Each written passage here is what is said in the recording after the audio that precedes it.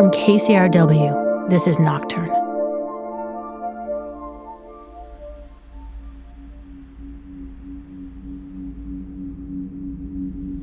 So I had a spotter on the surface who showed me to the cave and said, okay, you're going to enter this cave now and I'll see you in 24 hours. If I don't see you in 24 hours, I'm going to come find you. And so I hoisted my backpack on my shoulder and headed into the darkness. And at this point, I had my headlamp on and I found what looked like a comfortable place to camp, set everything up, laid out my sleeping bag, sat with good posture and crossed my legs and took a deep breath and turned out my light. Shortly after I cut my headlamp in this cave, I found myself sitting in complete, utter darkness. At first, it didn't really feel so different. It was something along the lines of waking up in an unfamiliar room in the middle of the night. And then what happened is that I blinked. And I could detect absolutely no evidence of the fact that I had blinked. I could feel that my eyelid had come down over my eye, that my eyelashes touched, but there was no evidence that this act had taken place, and that set my mind spinning. I was like, oh wow, this is different, and this is going to be intense. And over the course of the next so many hours, I slipped into this experience, this relationship with my body that I'd never really had before, where I could feel every twitch and I could feel even the tiniest functions in my body. I could feel my heart clenching and unclenching. I could feel my lungs filling up with air. And it was the sensation of being like turned inside out. It was a sense of being raw, where every aspect of my sensory apparatus was on full alert. And I remember this moment where a drop of water fell from the ceiling and landed on my forehead. And I leapt out of where I was lying. It was just this kind of hair trigger sensitivity to the world. It was a little bit like being on drugs, being hopped up on amphetamines, where you feel everything so intensely, but at the same time, I was completely calm too. I had made camp in the cave not far from a little creek, which I had barely noticed when I first went in. It was just like a quiet little chuckle of water. But the longer I was in the dark zone and in complete darkness, the louder this creek became. It started to rise up in the cave in these big effusive sounds and coiling against the walls of the cave. I just wanted to see how my body would react and how my mind would react, and to really focus on it in a totally granular level, and to spend 24 hours thinking really carefully about every movement in my body, every rumble and twitch, and to kind of meditate on my relationship with darkness. More from Nocturne in a moment. I'm Warren Alney. On To the Point, if America ever used its thousands of nuclear weapons, it would be suicidal. In a nuclear war, there could be no winners. Everybody is a loser. All of civilization is at stake. We've known that for 75 years, but our weapons of mass destruction are still on hair-trigger alert, and just one man, President Trump, has the power to push the button. Is it finally time to make the world safer? On our To the Point podcast.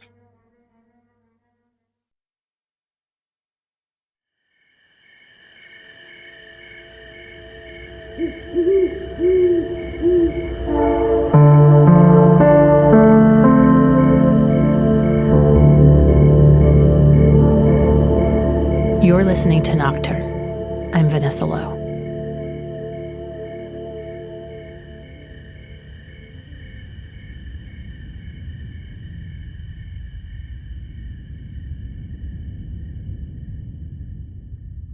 My name is Will Hunt. I'm a nonfiction writer, and I'm the author of Underground, A Human History of the Worlds Beneath Our Feet.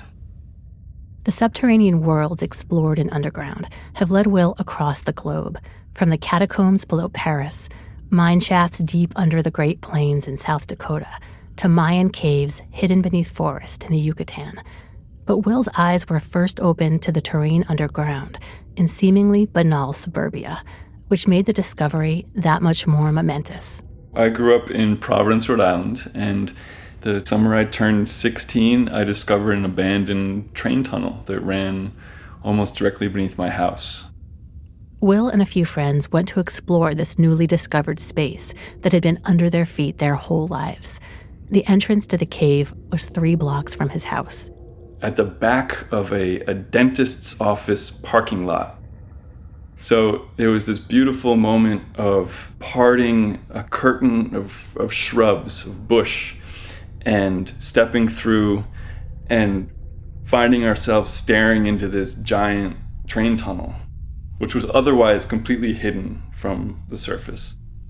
And it was at the bottom of this kind of gully full of mud and trash, and you could feel gusts of cool air coming out of the entrance.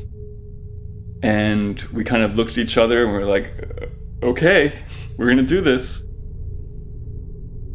They climbed down through mud and muck, over a concrete barrier, and into the pitch-black tunnel. And it was this big, echoing, spooky space. The tunnel was about a mile long. About halfway through, we all turned off our flashlights. The tunnel went to this like perfect ink darkness, and it was totally disorienting. You know, in day-to-day life, in the surface world, in normal reality, we don't experience complete darkness, not perfect darkness. And that was perfect darkness. You know, when you're holding up your hand in front of your face and you can't see anything.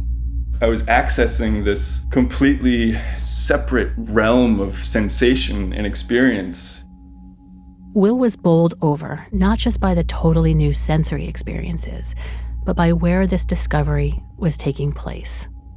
Directly beneath the most known, familiar place in my world, my house.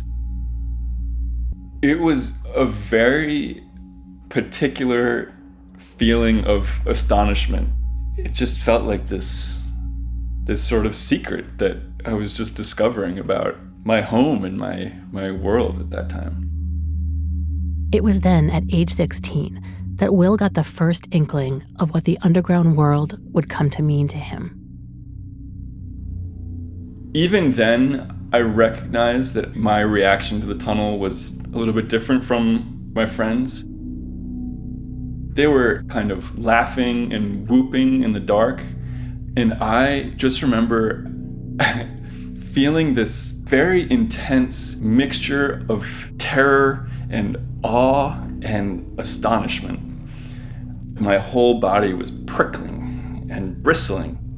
I felt like I couldn't move. Like if I moved, I might like float off the ground.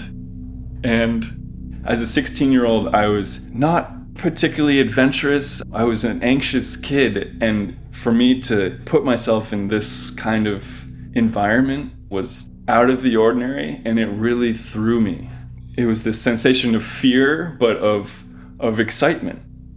I remember leaving the tunnel that day thinking like, wow, that was an entirely new experience, and I can't wait to go check it out again.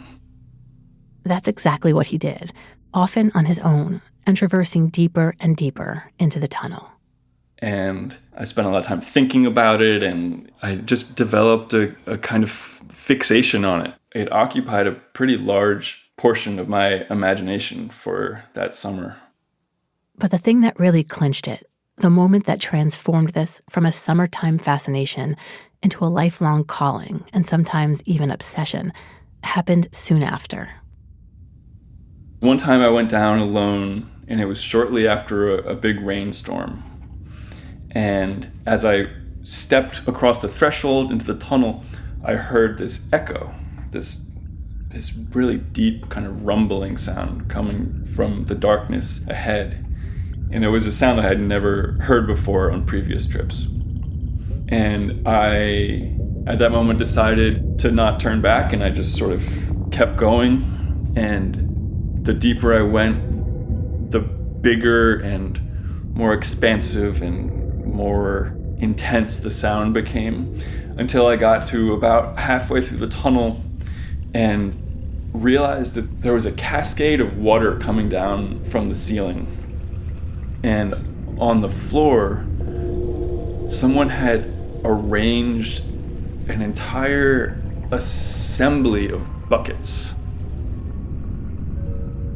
Different kinds of containers. Paint buckets and beach pails and oil drums. And there were dozens of them, all clustered on the ground. It was a drum system. It was a giant kind of improvised sound installation. So water was falling from the ceiling and hitting the top of these buckets, and they're sending up this big echoing rumble. It was like a kind of whale song. It's a sound I haven't encountered since. And meanwhile, I was in complete darkness, which only enhances the sound. And I just remember standing in the middle of the tunnel, looking at these buckets, looking up at the water falling down from the ceiling, feeling this echo kind of reverberate around me, and just being bolted to the floor. Someone had really put the effort into creating something major. And what was so beautiful about it is that I knew that so few people knew about it and had seen it, and I had kind of stumbled upon this secret. When I think about it now, the artist or whoever it was who built this installation had me in mind. They were setting up a future encounter of some curious 16-year-old kid who steps into the dark and has this moment of communion with this kind of altar of buckets. While some kids gaze up at the stars and find themselves awed by the mysteries of the universe, Will was transfixed in the opposite direction. It was seeing traces of people who had gone down there before me and thinking, there are these other people who know this secret space, and now I'm one of them, and that's really cool. But in a larger sense, it was like, oh, the world is so much bigger and more mysterious than I realized. Several years after that first discovery, Will connected with a community of urban explorers in New York City and encountered underground layers on a scale he'd never imagined. He began to form a picture in his mind of a world that's invisible to almost everyone else.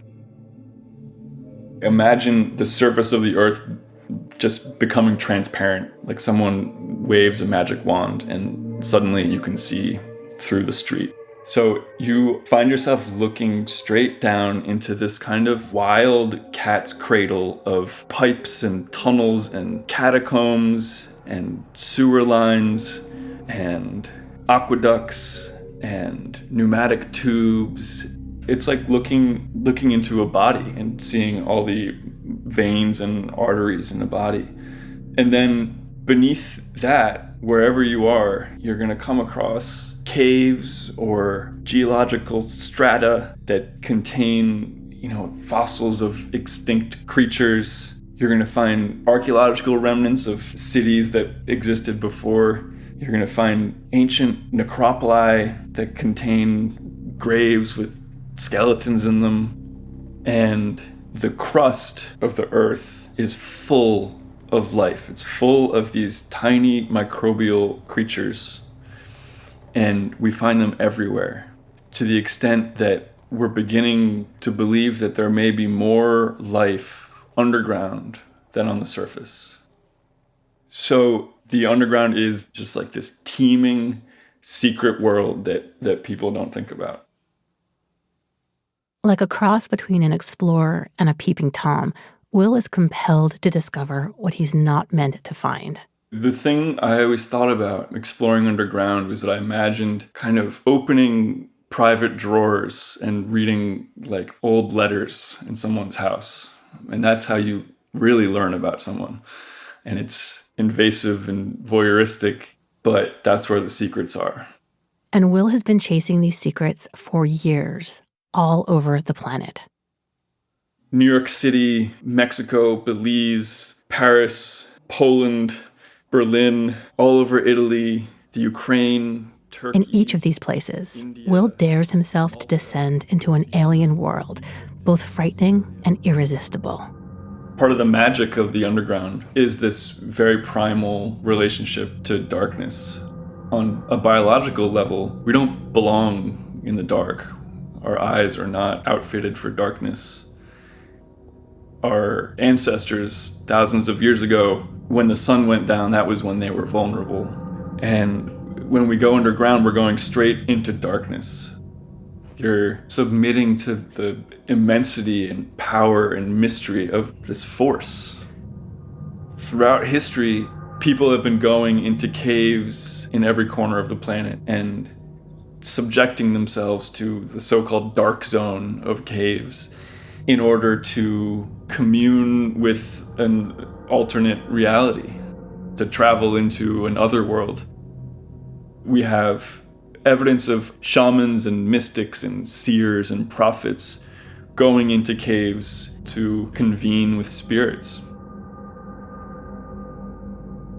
Even the most trenchant atheist goes into the depths of a cave and kind of sits in the dark zone.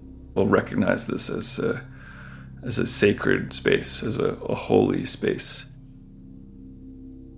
One thing I've always noticed, and I think it's a manifestation of this, is that when people step into a cave, they involuntarily drop their voice to a whisper.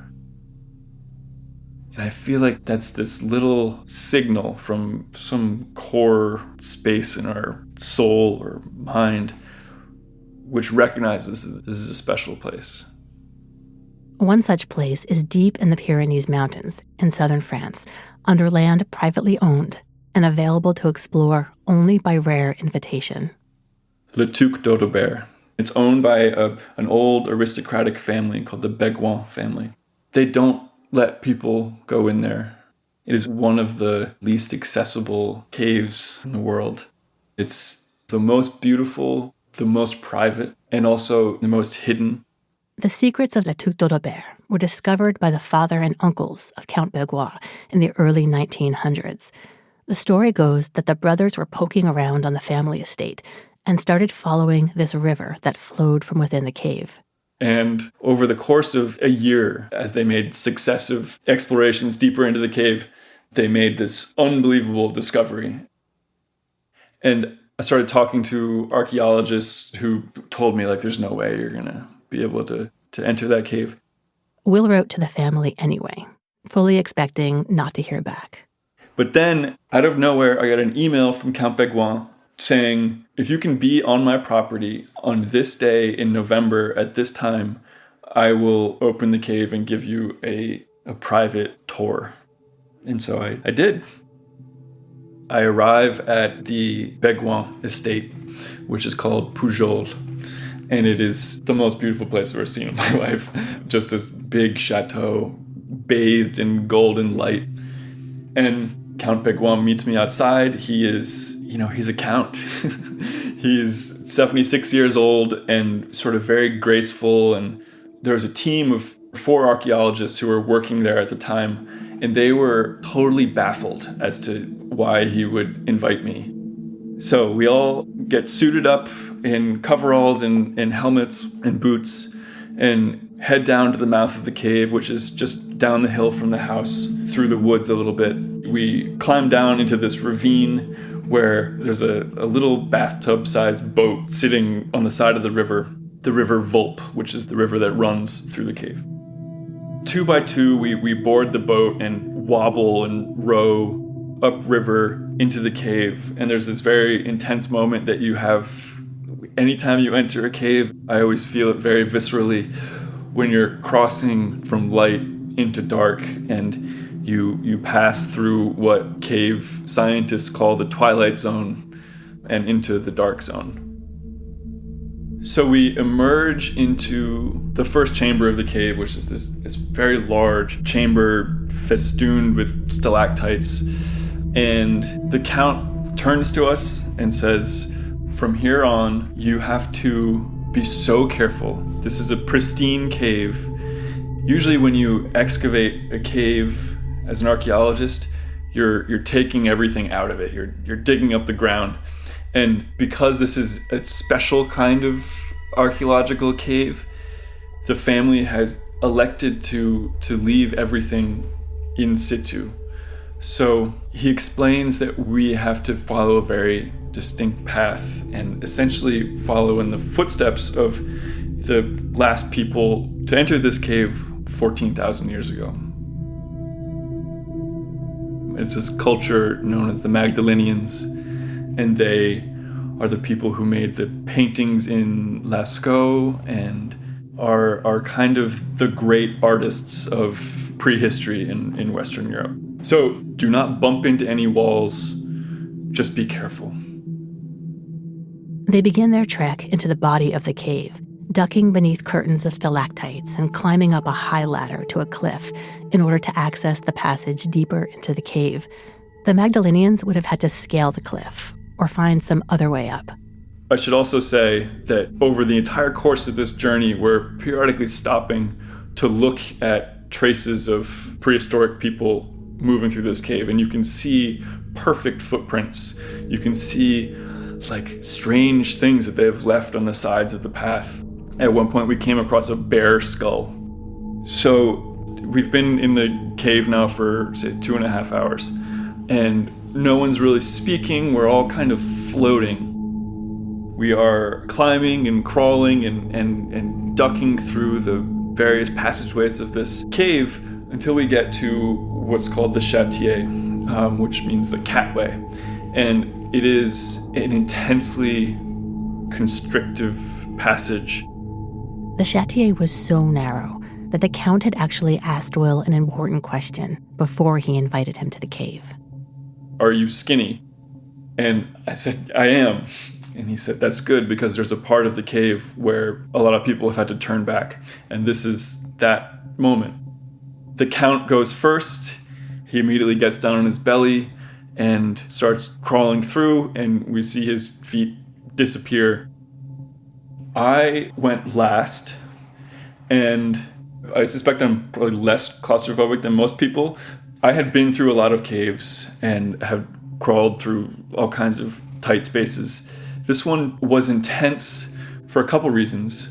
It was extremely tight. There were stalactites coming down from the ceiling, and you can't touch those because the cave is such a special place. It's so pristine. One of the things that the Count told us as we were about to enter the Chatier is, if you panic, do not get up.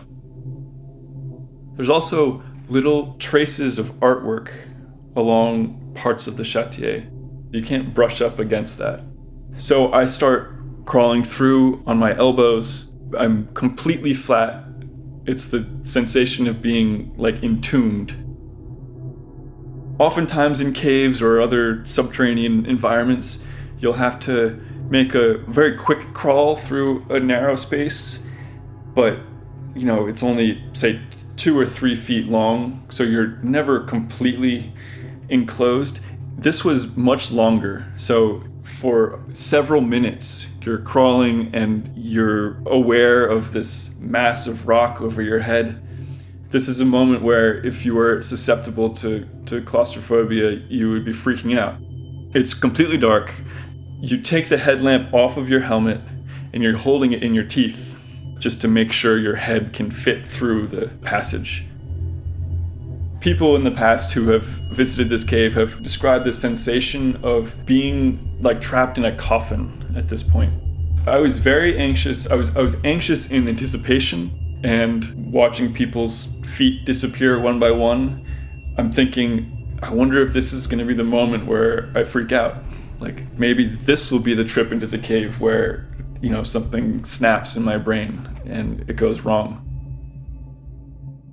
This did not turn out to be that time. Will made it through the Chatier and emerged into a chamber full of glass-like stalactites, so fine, it looked as though a winter ice storm had blown through. The stalactites are so delicate, they're known by cavers as soda straws. And as the story goes, when the Beguin brothers first entered this chamber, which no one had stepped foot in for 14,000 years, just the sound of their voices was enough to break these tiny soda straw stalactites and cause them to shatter. Now, through the Chatier, we continue this duck walk movement through another chamber and another. And then at some point, the Count tells everyone to just stop where you are and to kneel. And he says to turn out your lights. And for several moments, we're all kneeling in complete darkness. And he suddenly turns on his light. And he says, now I would like to ask you to slowly turn around. And we all do. We find ourselves in this small sort of dome-shaped chamber. At the center of the chamber, there's a stone, a large stone. Leaning up against that stone, illuminated in the Count's headlamp, are two sculptures of bison. In the moment that the bison are revealed, there's this collective intake of breath and just this long exhale. And in that moment, I felt this tension that had been building in me for the entire trip through this cave, just like come unbound. And I started sobbing in the dark. So the Count is like whispering now, and he says, we can slowly approach the bison. They're clay sculptures of bison. They are just the most beautiful piece of artwork I'm sure I will ever see in my life. They're about 2 feet long. There's a male and a female, and they are around 14,000 years old. They're so perfectly preserved, you can still see traces of the fingers of the people who sculpted them.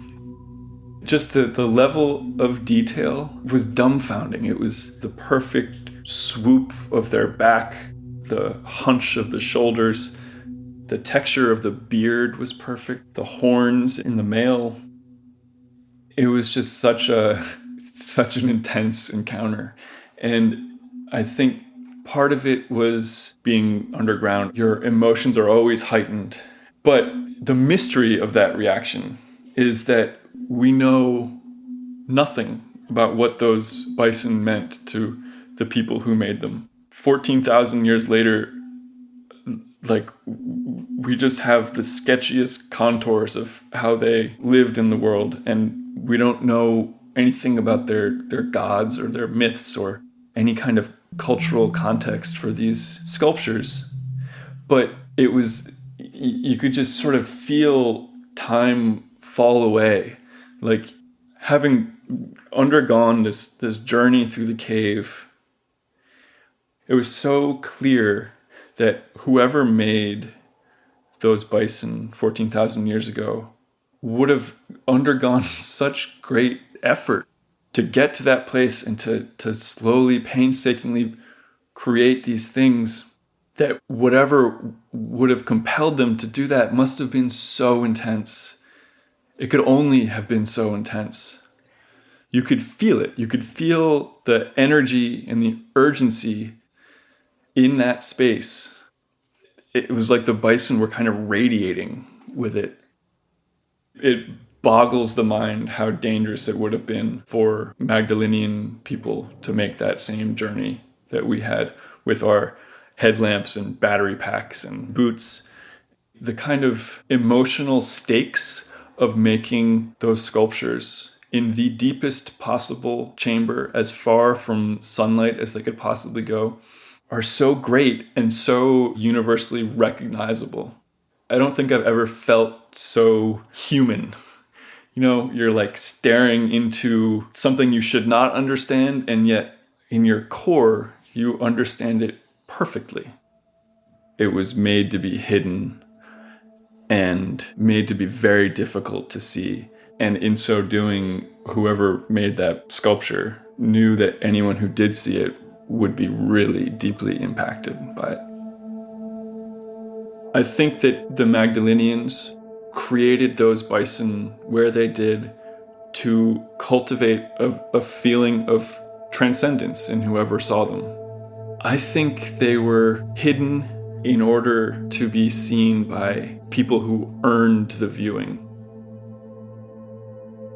This sense of earning the discovery, of finding a treasure in the dark, left seemingly just for you, that began for Will when he was 16 and stumbled across the sound installation made from buckets underneath his neighborhood.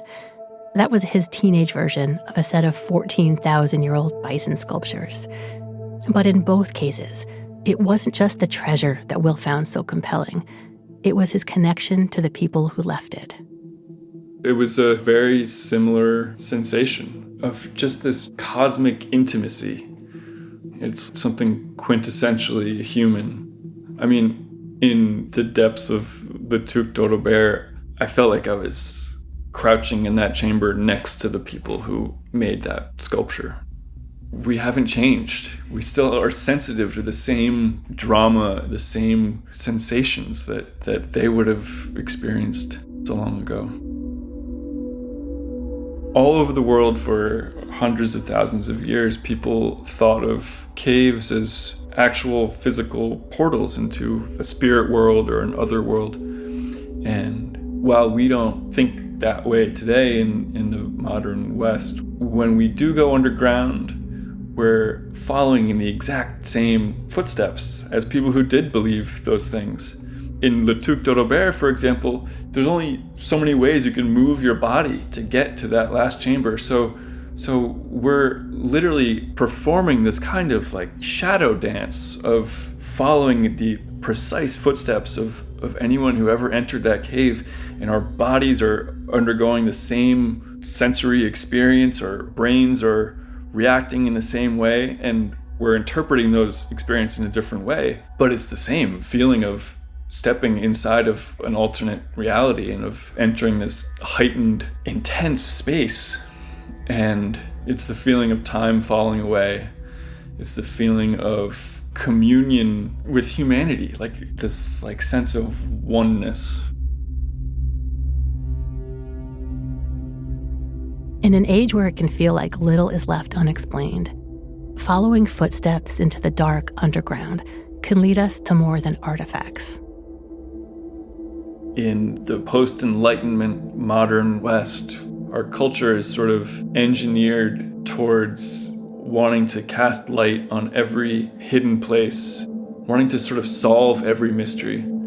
And for me, the underground is a reminder that there's something beautiful and seductive about the things that are not revealed. I think it's humbling, and it allows us to be sort of vulnerable. This admission that not all of this is going to be solved, that there's always going to be a gap between what we want to know and what we know. I think it helps us connect with some sort of soul. It helps us situate ourselves in the world, and it keeps us humble. And I think just being aware of hiddenness, of being aware of all these spaces that we can't see beneath our feet, it reminds us how big and beautiful and mysterious the world is. And I just think it reminds us who we are as humans and how we really fit into the larger world.